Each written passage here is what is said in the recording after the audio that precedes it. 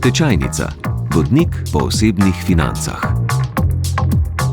Pozdravljeni v Tečajnici, v kateri Luka Turk z gosti iščem pametne in smiselne načine varčevanja ter investiranja.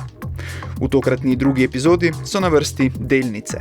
Poanta je v tem, da lahko mi pridemo do lastništva, seveda pač nekega majhnega deleža, nekega podjetja, ki pač upamo, da dela dobro, da dela dobičkonosno, in kupujemo delnice z namenom, da ali dobimo neko dividendo ven, se pravi, da delež dobička, ki ga podjetje ustvari, izplača lastnikom, ali pa mislimo, da so obeti tega podjetja zelo dobri in bo posledično tudi cena delnice narasla. Kot pravi Luka Gubo, direktor borzno-posredniške družbe Jonathan Mars, z nakupom delnic naš interes postane dobro poslovanje podjetja.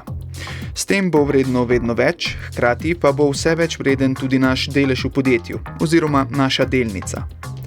V osnovi gre za preprosto logiko, a delnic se v Sloveniji še vedno nekako bojimo. Verjetno se ne bi, ker sem bil tak staromoden, ne vem, če bi sploh vzel kakšne delnice.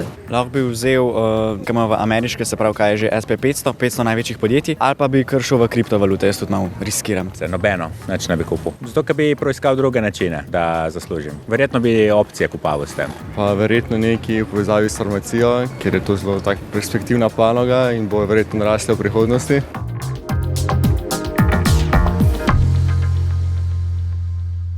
Luka Gubo meni, da se za delnice ne odločamo iz dveh razlogov.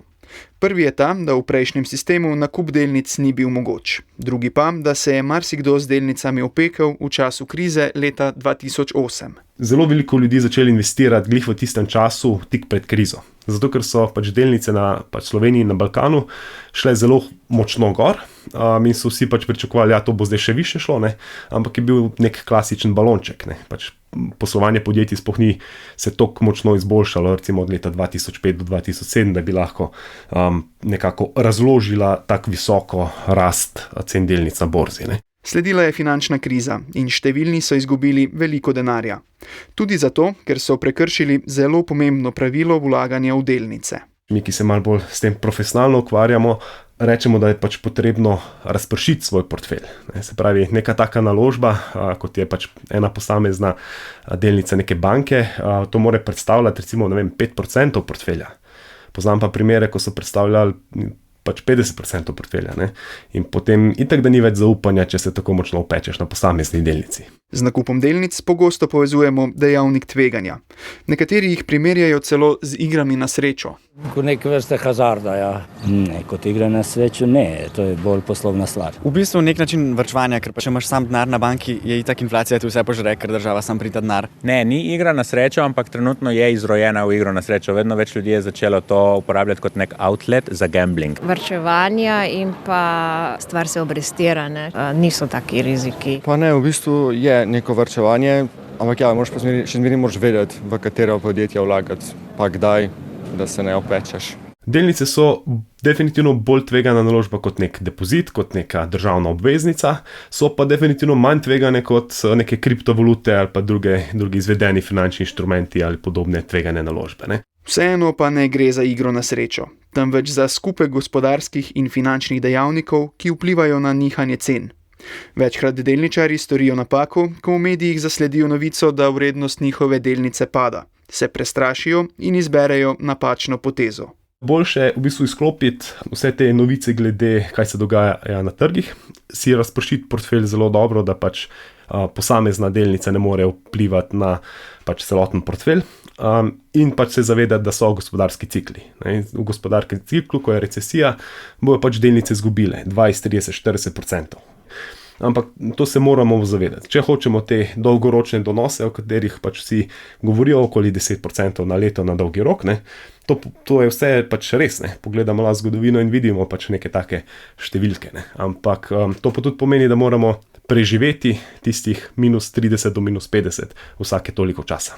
Tudi zaradi prehitrih napačnih potez, ki bi jih ob novicah o trgih lahko storil posameznik, je bolje, da laiki pred prodajo delnic naredimo korak nazaj. Če pogledamo čisto raziskave akademikov in tudi pač to v praksi, kar vidimo, je boljše se čim manj ukvarjati s tem. Kako pa na delniške trge vplivajo razmere po svetu?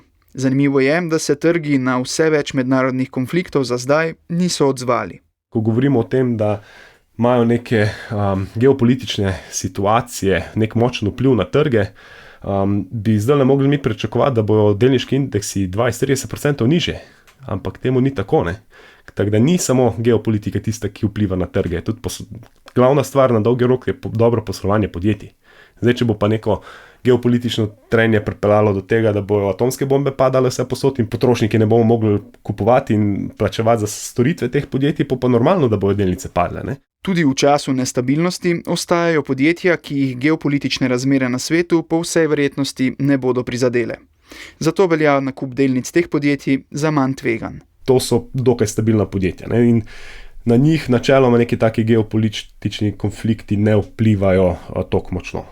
Tudi mogoče zdravstvo je lahko vezano tudi na posamezno regijo, ne? Zdravstvo v Sloveniji, v Evropi je malo neodvisno, kaj se dogaja v Iranu. Hkrati pa nakup delnic podjetij, ki veljajo za odporna in varna, ni vedno najboljša izbira. Lahko da je pa tudi cena tega sektorja, glih zaradi tega, ker vsi mislijo, da je varen, ne, pred temi nekimi tveganji, šla ful navzgor. In zdaj, če je to precenjeno, mogoče je varno, ja, pred tistim tveganjem, ampak če je precenjeno, so pričakovani donosi nizki. Kar pomeni, da to ni tako varna naložba na koncu koncev, če imamo nizke donose, ne. Tečajnica.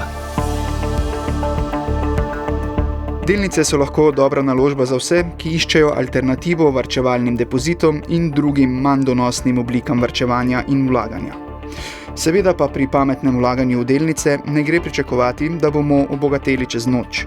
Gre za tek na dolge proge, pravi Luka Gubo. Za delnice se ponovadi reče, da mora biti obdobje 10 let plus. Se pravi, če kupimo delnico, jo moramo kupiti zato, da jo bomo držali 10 let.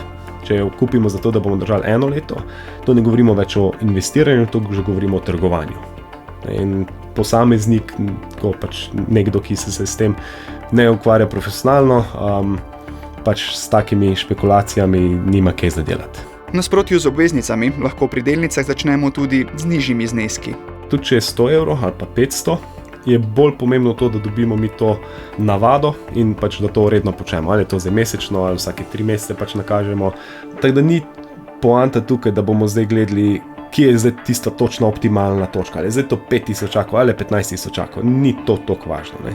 Važno je, da začnemo, ne, da dobimo to rutino, kljub temu, da mogoče plačamo na začetku malo več provizij. Ravno zato so delnice primerne tudi za mlajše in za tiste, ki nimajo privarčevanega zajetnega kupa denarja. Zagotovo pa delnice niso primerne za vlagatelja, ki ne mara tveganja in je pri naložbah rad konservativen. Ali pa sploh nekdo, ki je tik pred penzijo, pa ima te svoje naložbe za namene potrošnje čez nekaj časa, ne. Za njega pa niso najbolj primerne delniške naložbe, ne. Je mogoče 10, 20, 30% portfelja v delnicah imeti, ostalo pa potem kar lepo v obveznice. Tečajnica. Vodnik po osebnih financah. V začetku meseca so na Ljubljanski borzi začele kotirati tudi delnice Vzajemne, ki ima zdaj največje število delničarjev med vsemi podjetji v Sloveniji. Cena delnice je od 1 evra, kolikor je znašala ob začetku trgovanja, v nekem trenutku poskočila kar do 20 evrov. Zato so borzniki nekatere nepremišljene kupce celo osebno klicali, naj umaknejo tržno naročilo, da preprečijo nakup po astronomski ceni. Se pravi, to so, zgleda, da nažalost določeni posamezniki bili malo neprevidni in pritisnili kar tržno naročilo kupi, ne, kar pomeni, da kupiš ne glede na to, kakšna je cena trenutna. Na drugi strani so pa bili prodajalci, ki so seveda dali naročilo zelo visoko, ne. Se pravi, če veš, da na drugi strani ni, rečemo temu, racionalen ali pa profesionalen borzni trgovec, boš prodajal po višji ceni in se je cena skočila previsoko. Prav tako veliko upravičencev Vzajemninih delnic še ni prevzelo, kar zna povzročiti težave pri morebitnem prevzemu Vzajemne, torej če se pojavi nekdo, ki bi postal njen večinski lastnik. V tem scenariju bi bili lahko mali delničarji izrinjeni in tvegali, da bi ostali brez svojega deleža. Ja, možno je. Je pa to mogoče bolj pravno vprašanje, kaj s tistimi, ki niso prevzeli delnic, ki še niso formalno upisani v KDD-ju, da so oni lastniki, ne? Ker mislim, da tega kar precej.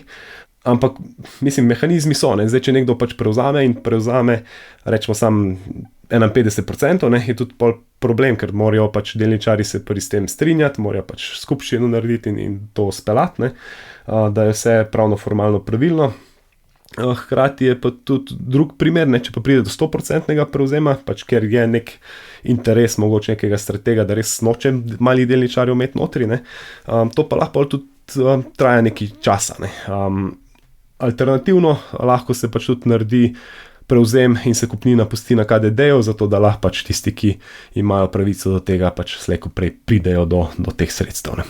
Torej morda en nasvet za vse, ki še niso prevzeli delnic Vzajemne, naj to storijo čim prej, verjetno, ne?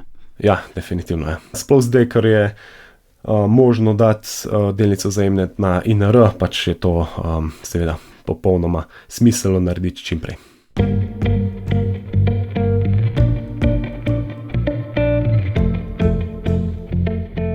Delnice so torej ena izmed oblik vlaganja, v kateri velja razmisliti, če je za vaš življenjski položaj smiselno dolgoročno investiranje. Je pa vseeno smiselno tudi za te, ki jih je mogoče malo bolj strah, se lahko date sam, 5 ali pa 10% portfelja, pa pač tam dobite občutek, kaj pomeni malo bolj tvegana naložba, kaj pomeni ta volatilnost, se pravi, koliko fej skače delnica oziroma ETF gor in dol na dnevni ravni in tako naprej, ne. Tako da važno je glih ta struktura portfelja, se pravi, kakšna je utež potem delniških naložb glede na vse ostalo. Pred nakupom si vzemite čas za premislek in upoštevajte osnovno pravilo investiranja. Ne položite vseh jajc v eno košaro, ob nakupu ravnajte preudarno, ob kratkoročnih spremembah pa ne sprejemajte prenagljenih odločitev. Tečajnica.